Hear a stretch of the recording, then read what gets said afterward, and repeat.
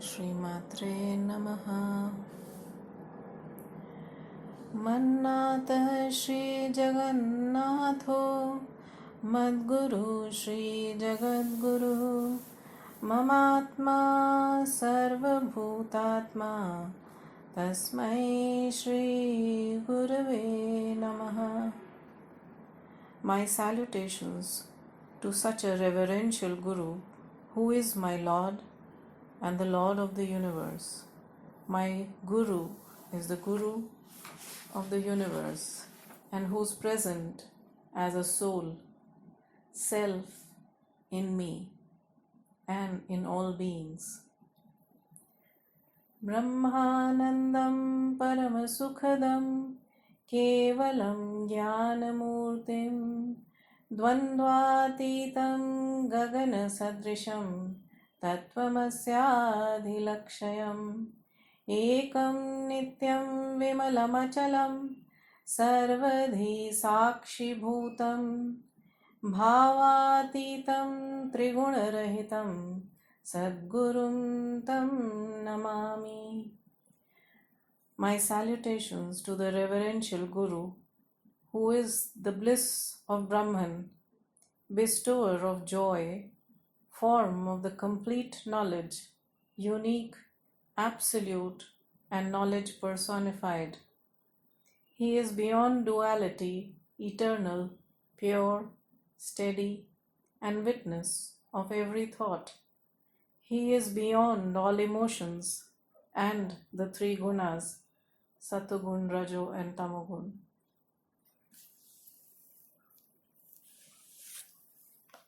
Continuing with Tripura Rahasya, we come to chapter 5, which speaks about the helplessness of Hemachura and the wondrous sermon given by Hemalekha.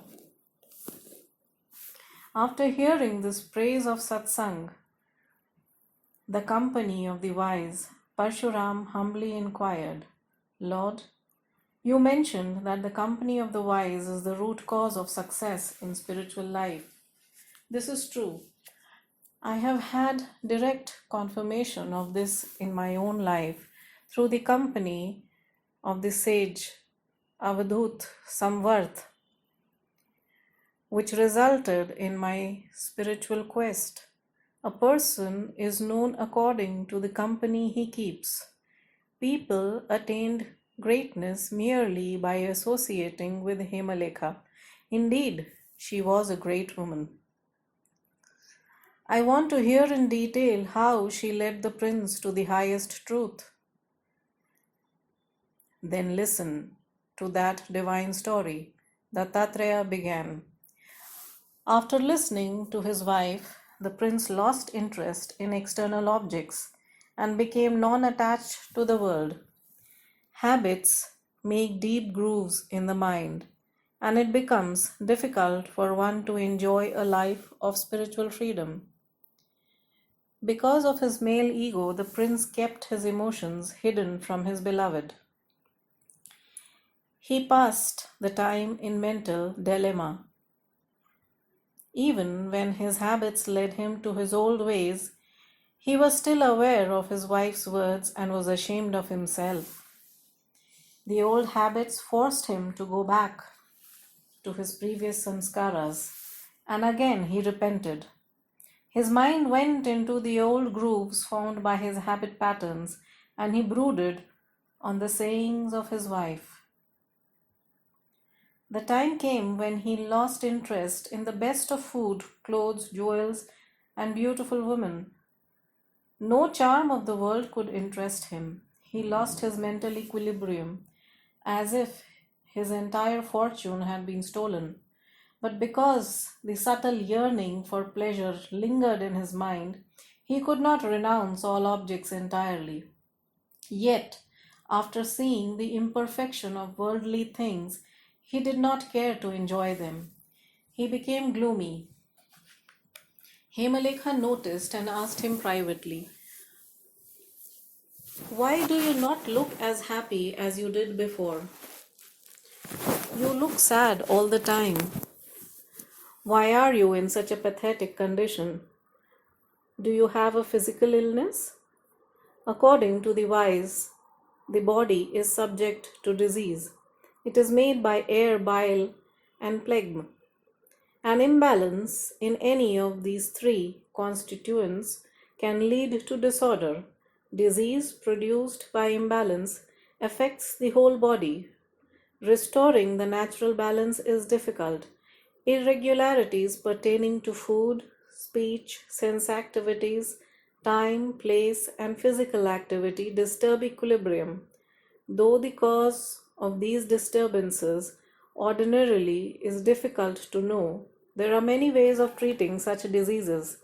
If such imbalances of humors did not exist, no one would have described the various ways of curing them. Therefore, tell me what is the cause of your agony? The prince replied, Darling, I will tell you the cause of my anguish. After I listened to your discourse, the things that previously appeared pleasant no longer seemed so. I do not find anything in the world that gives me joy. Though the king had furnished me with the objects of luxury, they do not cheer me any more than pleasurable objects can console a man about to be hanged.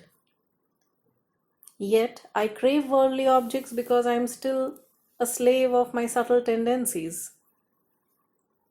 Darling, what can I do to be happy?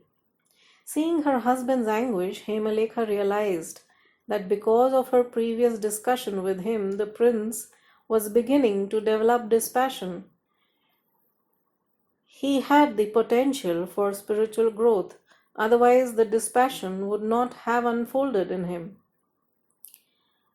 For a philosophical discourse cannot make the least impression on those who do not desire liberation. Only after prolonged devotion, when the goddess Tripura bestows her grace, can a person attain the highest state. The wise Hemalekha revealed the wisdom of Tripura to her beloved husband. With measured words, she imparted the secret wisdom to the prince. Then that great learned lady, without exposing her learning, started telling her husband this story. O prince, this has happened to me. My mother gave me a maidservant whose nature was fairly good.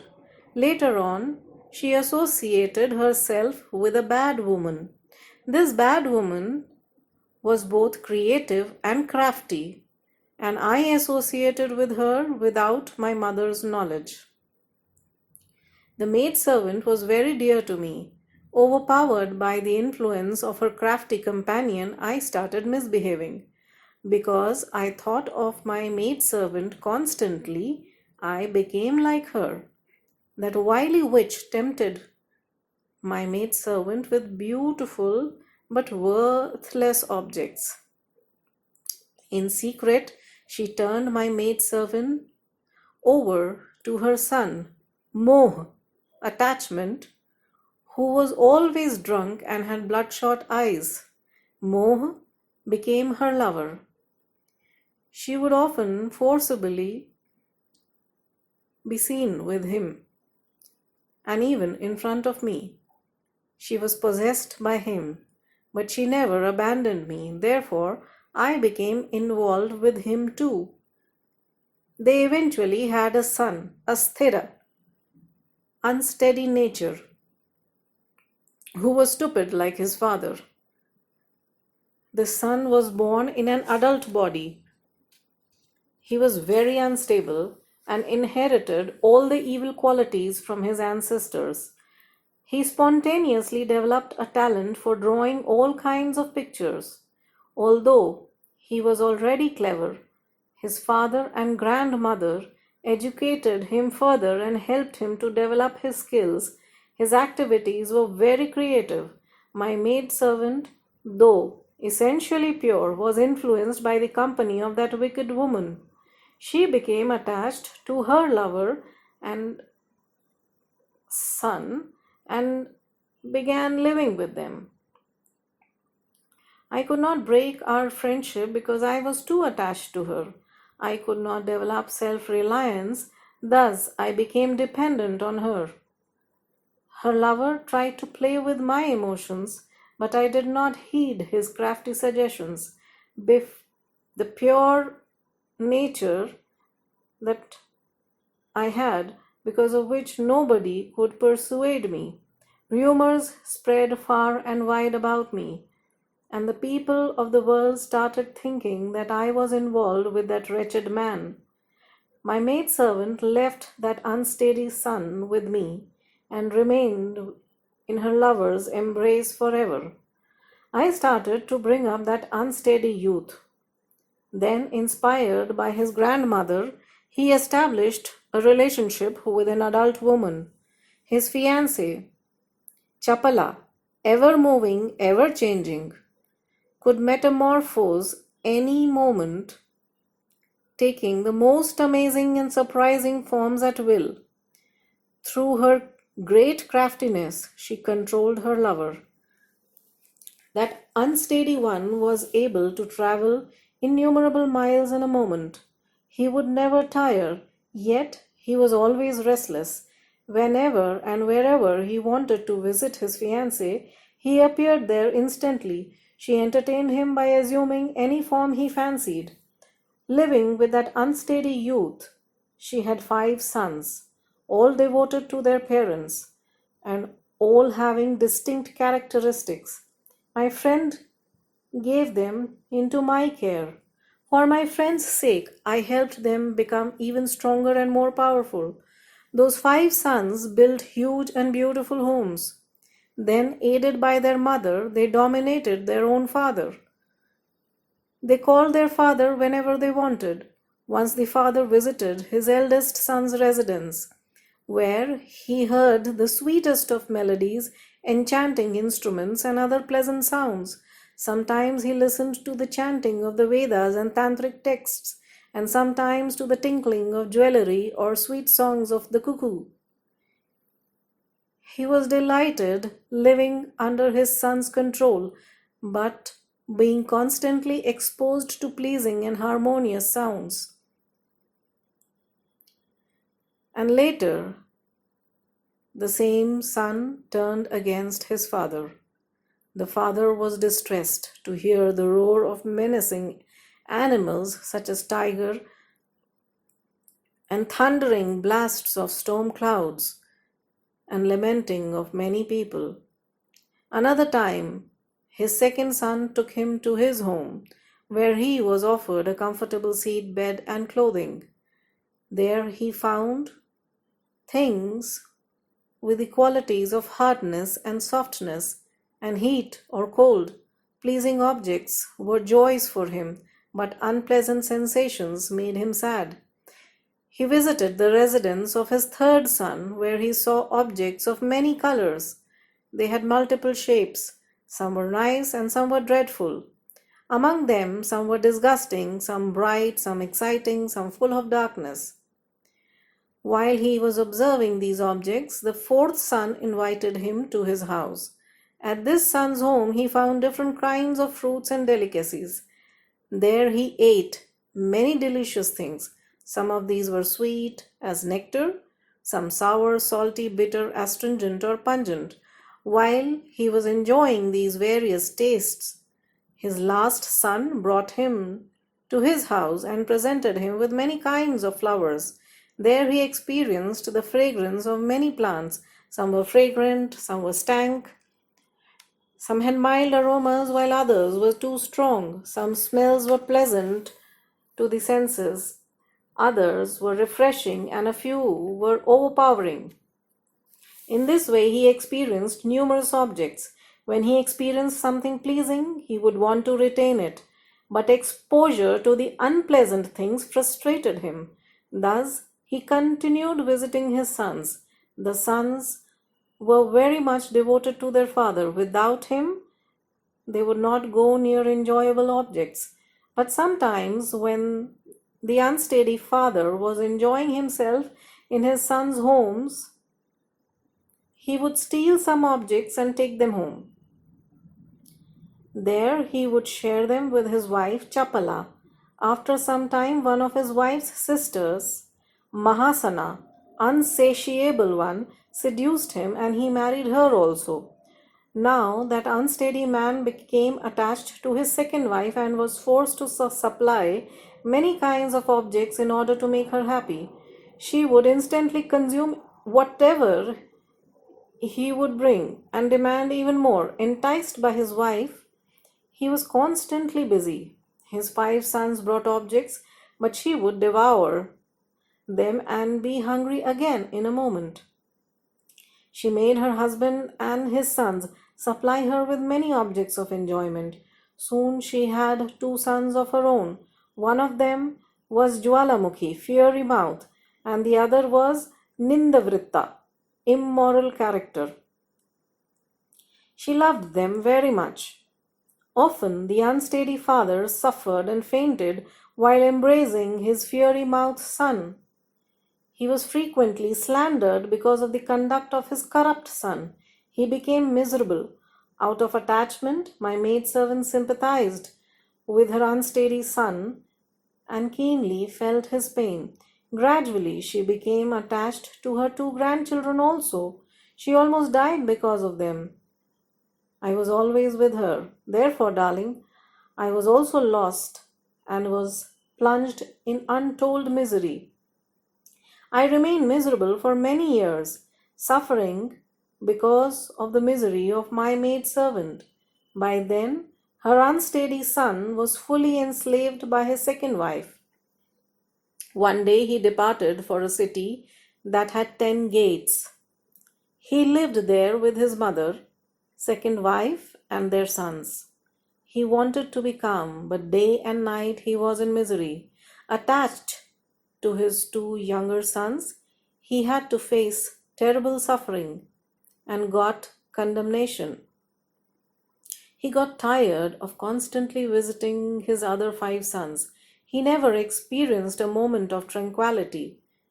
Suffering from her son's deeds, my maidservant nearly collapsed.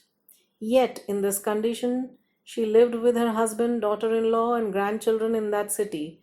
Her foolish father in law, her husband's grandmother, his in laws, and her husband's other wife nourished her. While she lived in that city, she was completely dominated by her husband.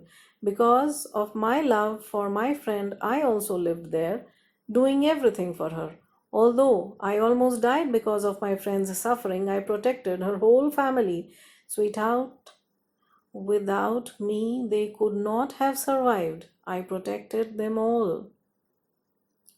However, under the influence of ignorance, I lost my equilibrium, became unsteady and fickle, and desiring enjoyments, identified myself with the objects of enjoyment.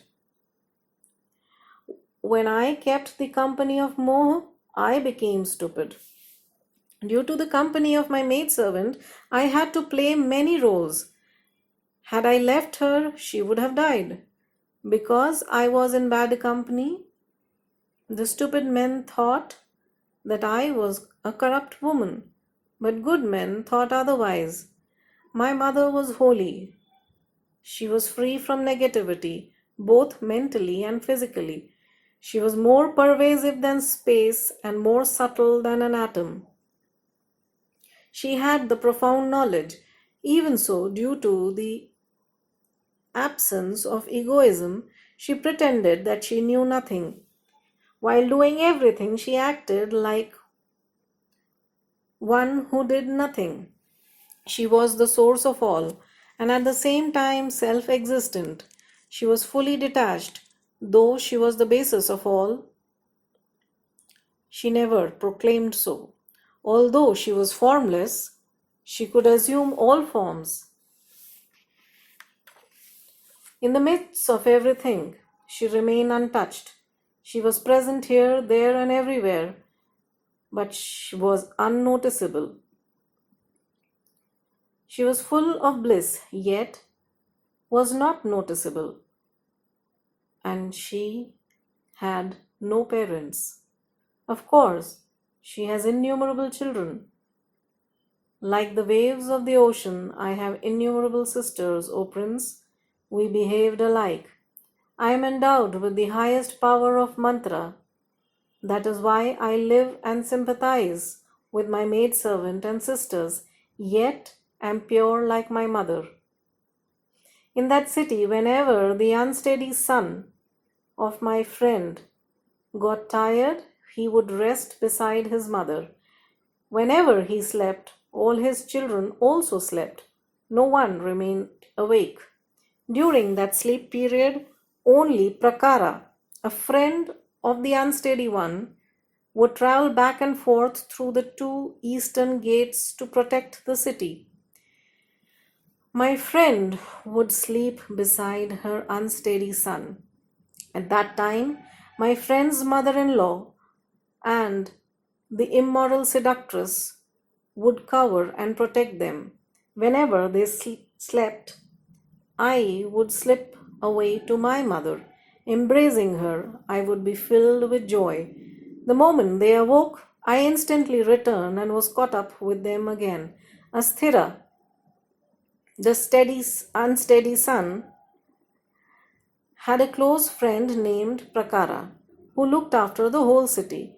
He was only one, but had many forms and was popular in the city. He protected everyone and always helped them contact the objects of joy.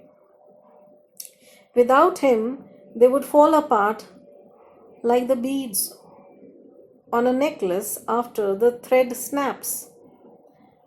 Working with me, Prakara kept that city alive. He inspired and maintained the whole city. When the city became ancient and began to crumble, he led them all to another city. In this way, under the protection of Prakara, the unsteady one became the inhabitant of different kinds of cities. Although the unsteady son was born of a holy mother, was supported by the powerful Prakara, and nourished by me, he was miserable all the time. He never abandoned his 2 wives and 7 children, though they tormented him. He continued suffering and never found peace. His sons kept dragging him in different directions. Under the influence of his 2 wives, he had no occasion to rest. Affected by his fiery mouthed son, he would faint from fever, and no remedy could cure him. At other times, in the company of his corrupt son, he was the subject of vicious slander and nearly died of shame. Because of his disreputable nature, he restlessly moved from one city to another. Each city had a different character. Sometimes he was forced to live in the open, surrounded by wild creatures. Sometimes he lived in cold, dirty, or dark places. In this way, living in bad company, my maidservant suffered due to her attachment to her son. Sweetheart, even though I was pure, because of the association with her family, I was influenced and thus became sad. Who in the world can be happy while living in bad company? This is just like a person who's trying to quench his thirst with water from a mirage. In the same way, the time passed, and my friend, in deep sorrow, spoke to me privately. Through me, she found a good husband. Thus, she was able to purify herself and control the negative thoughts and emotions. In my company, she became aware of Mother Divine and, overwhelmed by her presence, attained freedom. After that, she was in bliss all the time. Bliss became an inseparable part of her life.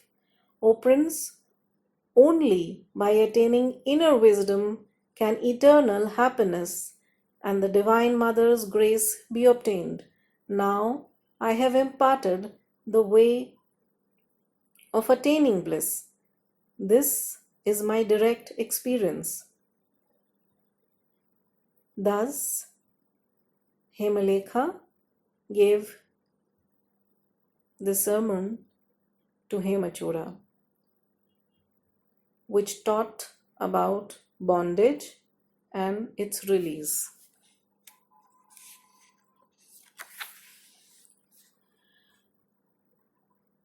Now, the doubts of Hemachuda and further teaching of Hemalekha came on the topic of firm faith. Hearing his beloved wife speak, Prince Hemachuda was astonished and still unsure. He did not know that she was an enlightened being. Smiling, he asked her, "Sweetheart, everything you said seems to be like a building, a mansion on sand. Your speech and facts do not match. You're the daughter of a celestial nymph and were brought up by a rishi. You have just recently reached your adulthood, but these events you are describing would take generations to occur. You talk like a woman possessed by spirits. There is no consistency in your story. What can I possibly make of it? Tell me, where is this maidservant of yours? And the son who captivated her? Tell me, where is that city? Or forget all this, just tell me, where is that maidservant? I did not meet any maid. My mother is in the palace. Go, ask her. My father has only one wife. Tell me immediately where such a maid is to be found and where her son is. You are talking in parables, like that of a barren woman who claims to have a son. Your story reminds me of the comedian in a drama who claimed a barren woman's son is riding a chariot reflected in the mirror. He is wearing silver ornaments made from shiny inner surface of a shell. He killed a king who had not yet been born with weapons made from human horns while fighting in a forest in the sky. He also conquered the mythical city of the Gandharvas and is enjoying Dream Woman from the Dream City. Your story makes as much sense as this one. Hearing him, that brilliant woman spoke again. Lord, how can the things I have told you be false? My parables are not false. Speaking untruth destroys the austerities. How can one see beauty in leprosy? And how can one born in a family of truthful people tell lies? The man who diverts the mind of a seeker by lying can never attain happiness in this world or the next. O Prince, hear me attentively. One with defective eyesight cannot regain his eyesight by merely pronouncing the words of remedy. An ignorant person considers helpful advice to be worthless. How can I, your beloved wife, lead you who sincerely wants to find truth to the unreal? Even if my statements are utterly contradictory, you can understand them through the help of your subtle and discriminating intellect. People are accustomed to making judgments in their daily activities. By examining a few details, they understand the whole situation. To help you think clearly about this, let me remind you of one of your own experiences. After having listened to me the other day, why are the objects that previously provided pleasure unpleasant to you now? They still provide pleasures to others. Now you can determine the validity of my story. O Prince, I am telling you the truth. Please listen to it humbly. Not trusting a trustworthy person makes one his own worst enemy. Firm faith is a mother. She protects those who take refuge in her, as a compassionate mother protects her own child in all difficulties. That fool who does not have firm faith in the teachings of the self-realized ones loses wealth, happiness, and reputation. A person without firm faith remains ignorant. This should be heard again. Firm faith is a mother. She protects those who take refuge in her. As a compassionate mother protects her own child in all difficulties. That fool who does not have firm faith in the teachings of the self-realized ones loses wealth, happiness, and reputation. A person without firm faith remains ignorant. It is firm conviction that sustains the whole and is the life of all. Tell me, how could a child survive without having full faith in his mother? How can a young man be happy if he does not trust his wife? How can an old man rest peacefully if he has no confidence in the younger generation? How can a farmer till his field if he does not believe in the harvest? Without faith and trust, no one will bother to either collect or renounce the things of the world. Without trust and truth, the world will crumble. If you say the world functions without faith, it is not true. Predicting future events on the basis of past experience requires faith in the casual relationship between past and future. Without faith, no one can even breathe. So cultivate firm faith and use it to attain sublime happiness. If you think that one should not rely on stupid people, then listen. This thought is based on faith in their unreliability. After hearing her brilliant sermon, the prince asked again, Himalika, according to you, faith is necessary for spiritual growth. You say that I must develop faith in wise people so that I can attain the state of auspiciousness. One who wants to attain the highest good should not trust the wicked, or he will be victimized. Those who seem good on the surface may be crooked inside and may deceive us. Like the fish who becomes the victim of an alluring worm trapped around a fisherman's hook. Therefore, one should discriminate between the wise and the honest, the wicked and the deceitful. There are many examples of those who created problems for themselves by trusting someone unwise, and those who got out of difficulties by having faith in the wise. But the question is, how can you be certain your judgment about whether people are wise or wicked is correct?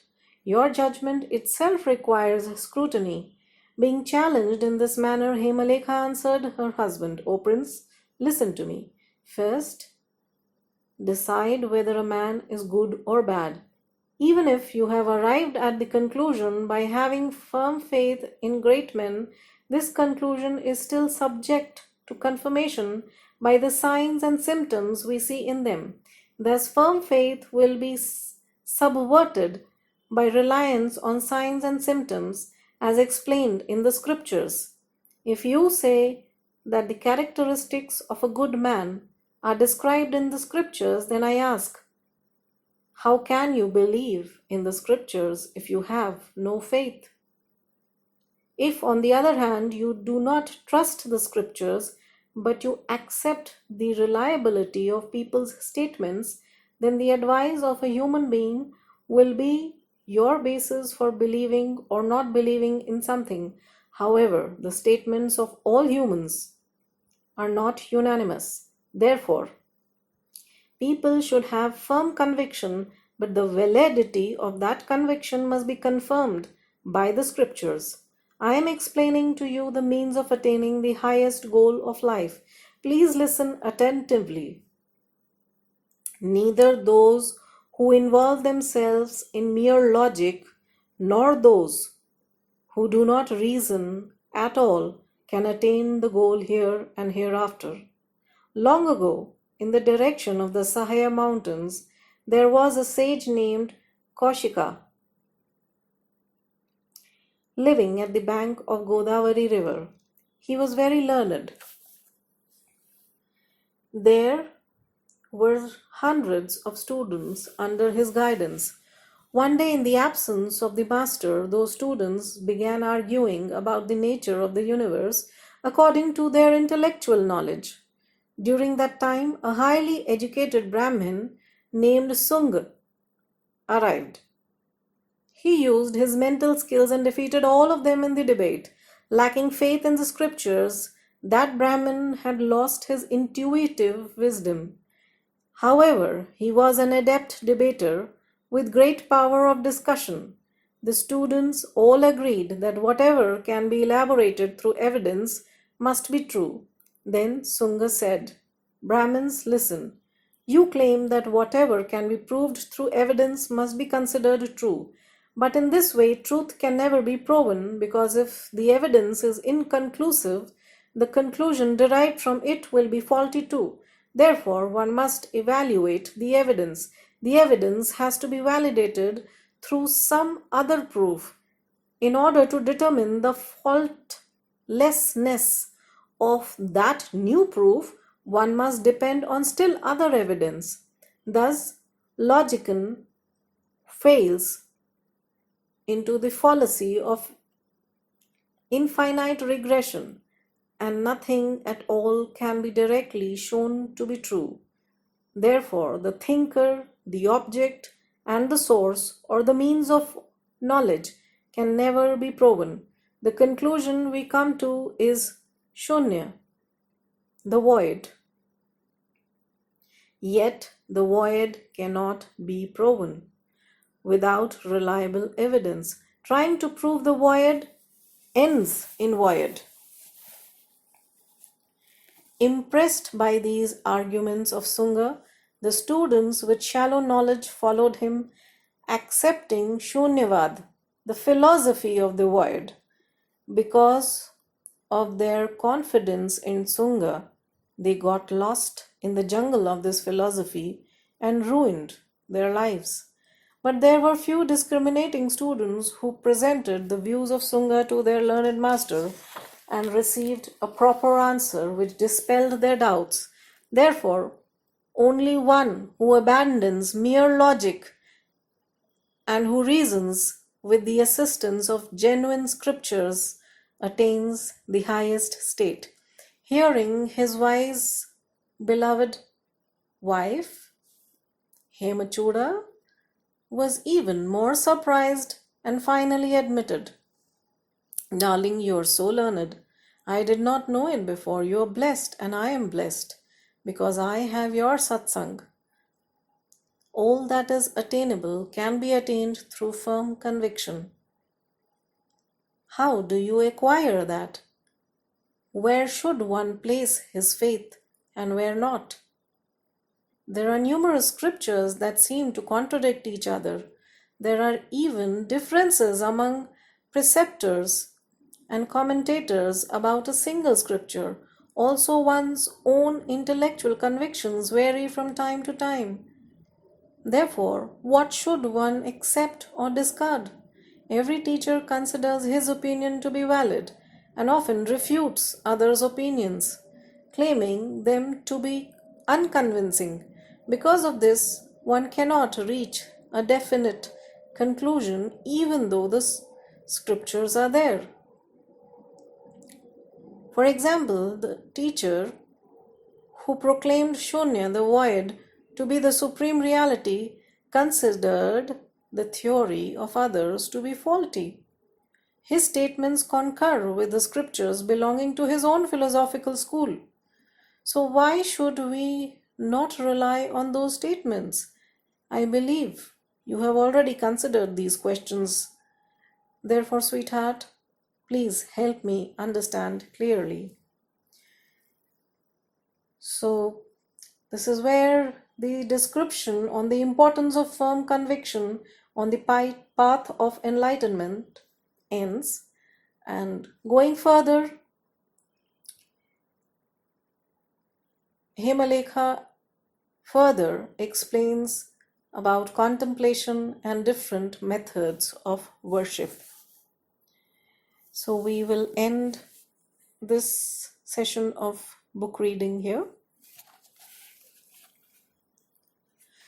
Om Purnamidam Purnat Purnamudachyate Purnasya Purnamadaya Purnamevavashishyate.